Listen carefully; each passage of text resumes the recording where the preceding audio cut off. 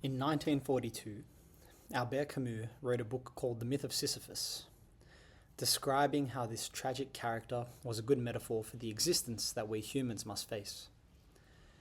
Sisyphus is a character punished by the gods for cheating death, and his punishment is to push a boulder up a mountain, only to watch it roll back down again, then to push it back up for eternity. Camus believed that this is the human condition, the monotony of the same tasks that we must do every day.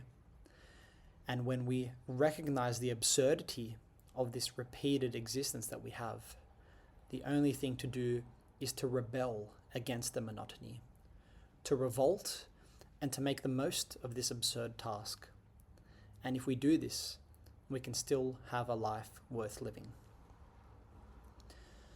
This is a very brief summary and doesn't capture all the nuance of Camus, but suffice it to say that as much as I love Camus' imagery, I instead feel that the myth of Orpheus is a better metaphor for the human condition. More specifically, the most honest human condition that we can have. Orpheus was a poet and musician most well known in Greek mythology, and he was famous because his music could move anything that heard it. Animals, trees, even stones. He was extremely talented in conveying human emotions through song. In the course of his life, he fell deeply in love with a woman called Eurydice, and for a brief moment, their life together seemed whole. Orpheus played joyful songs, a wellspring of warmth exuding from his depths. He was happy. But Eurydice died suddenly, bitten by a snake, and was taken to the underworld. Unable to accept her loss, Orpheus descended into the underworld and convinced Hades to let him bring her back. With nothing but his music, he played before the gods of the dead. His song was so full of grief and longing that it softened even the rulers of the underworld. They agreed to let Eurydice return to the world of the living on one condition. Orpheus would walk ahead of her on the journey back, and he must not look back at her until they had both reached the surface, until they had reached the light of the regular world. If he did look back, she would be lost forever. They began the long ascent in silence. Step by step, Orpheus led the way upward, unable to see Eurydice, unable to know for certain that she was still there. Just before reaching the light, doubt overcame him. He turned back to look.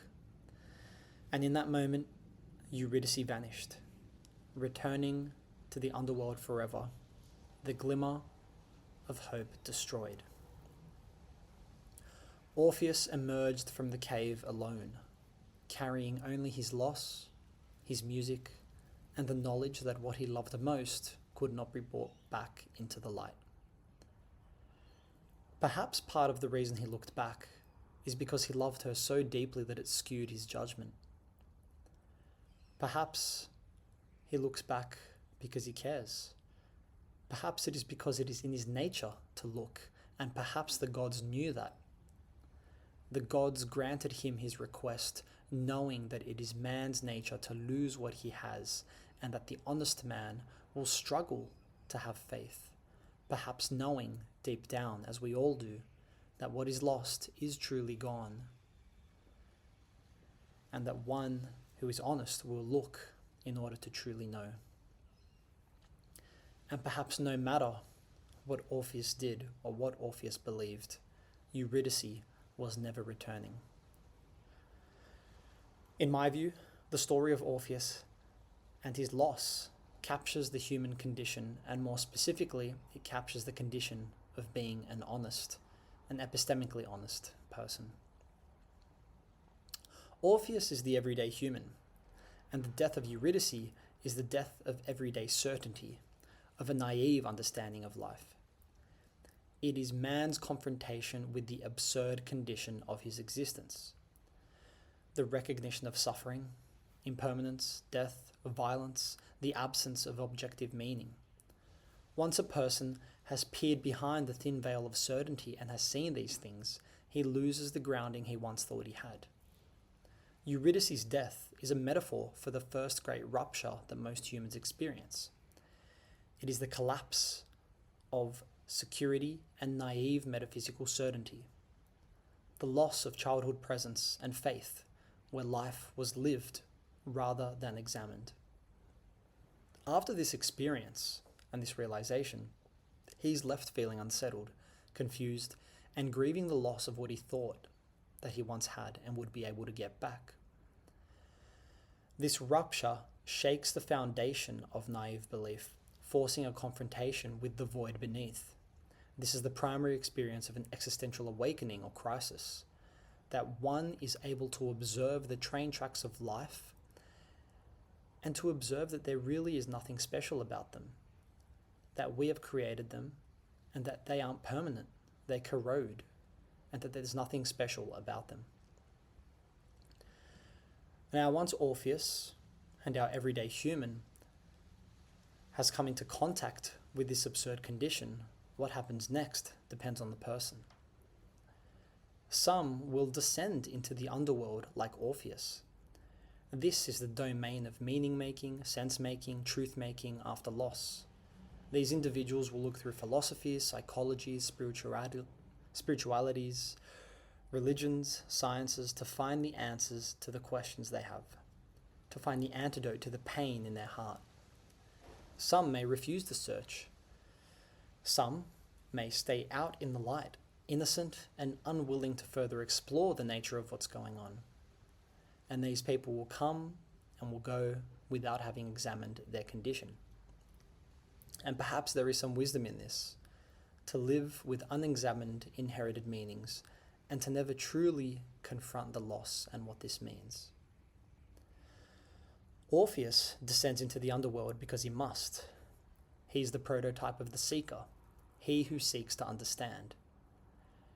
To seek is to search for that which is true, and to find this, he must examine his condition, what he clings to, and must explore what it is that he is facing. In that search, the seeker comes across all the different ways that humans respond to the absurd, and the beliefs that they hold, the values they operate from, and the truths that they purport to have. The more one searches, perhaps the more likely it is that they will find something that resonates with them, something that they find convincing, that is coherent, and explains their experience in the world in a way that is digestible and is worth holding on to. And it is here, in the midst of this search, that Orpheus finds Eurydice again. It is here that the human finds their grounding again. What was lost, that innocence, that certainty, that sense of living, it comes back. Not as proof of something else, but as felt meaning, as coherence, as a framework that seems to reconcile suffering with sense, a God, a system, a teacher, a belief. Here, one finds a place to rest and a place for solace. The individual here has found their truth and can re-enter everyday life and the suffering, impermanence, and loss it involves with this newfound knowledge that can perhaps make it understandable and easier to manage. Eurydice is found again, not as objective truth, but as a felt coherence, a framework or faith that gives life meaning. Orpheus, the seeker, is allowed to bring her back into the sunlight, into everyday life, on one condition. He must not look back. This is faith, trust without proof, acceptance without final verification. He is allowed to bring this felt sense of certainty, of peace, of coherence, of ultimate understanding if he lives on trust, enactment, and faith.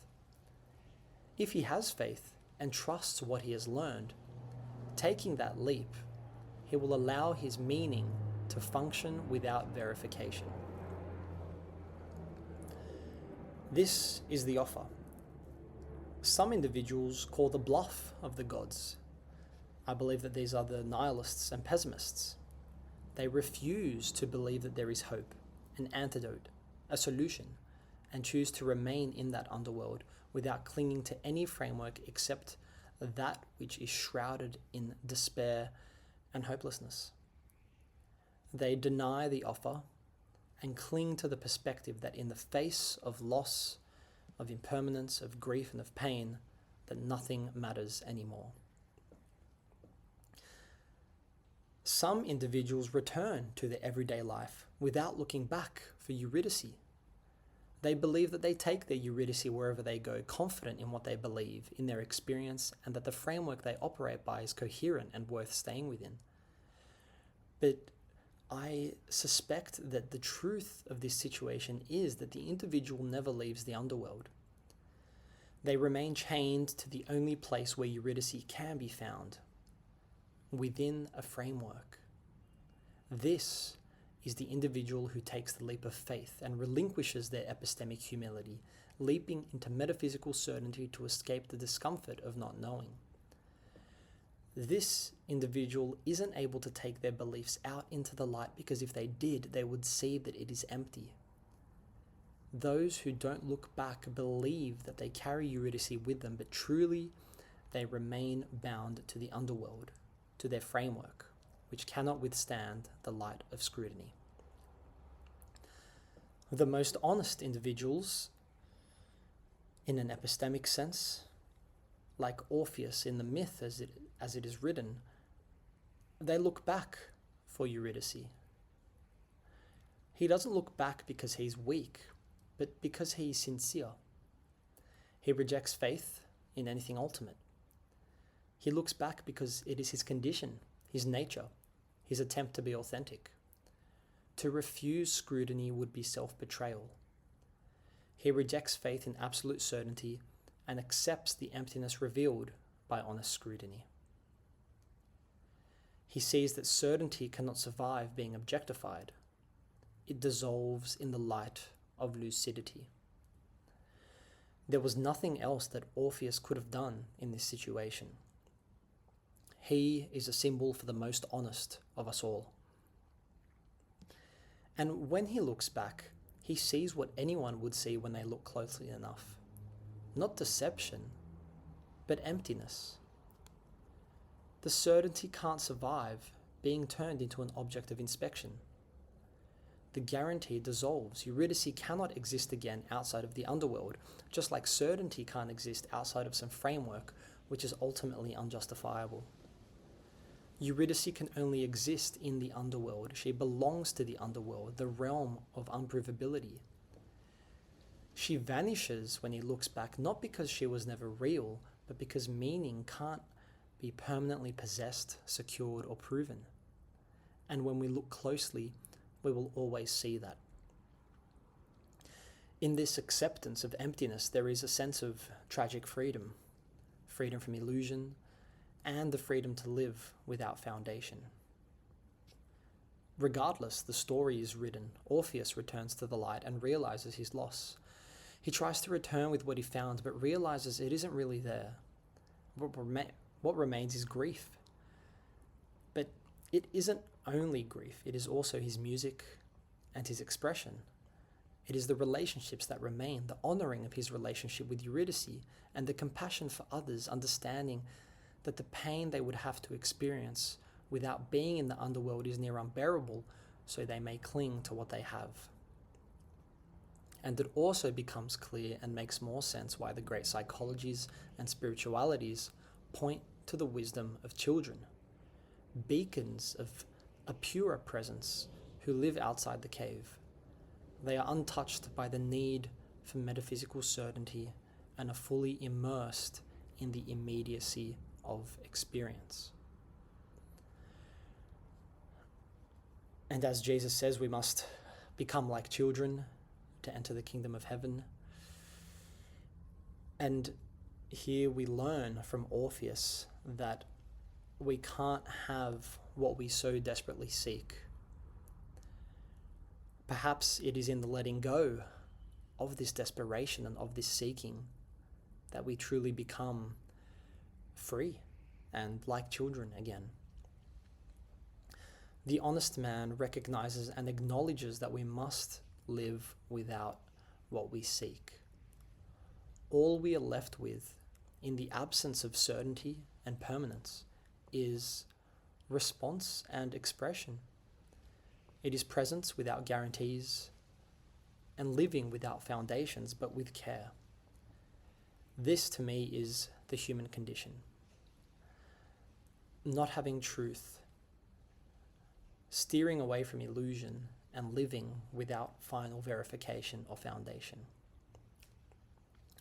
Now, is there an ultimate moral to this story? What do we do with this information? How do we live? Well, I don't know. We live, we feel, and everything else is personal speculation. At the end of his book, Camus wrote that one must imagine Sisyphus happy as he pushes that boulder, feels his sweat, and enjoys the struggle. Though it is poetic, I don't know if this is the most honest take. In my view, we see Orpheus at the mouth of the cave, having exited and come back into the light. He returns grieving what is lost, but also carrying music, expression, compassion, and presence. He is melancholic, he is sincere, he is unanchored, but he is free and he is honest. Perhaps Camus is more inspiring than me because I can't imagine Orpheus happy, but I can imagine Orpheus enduring.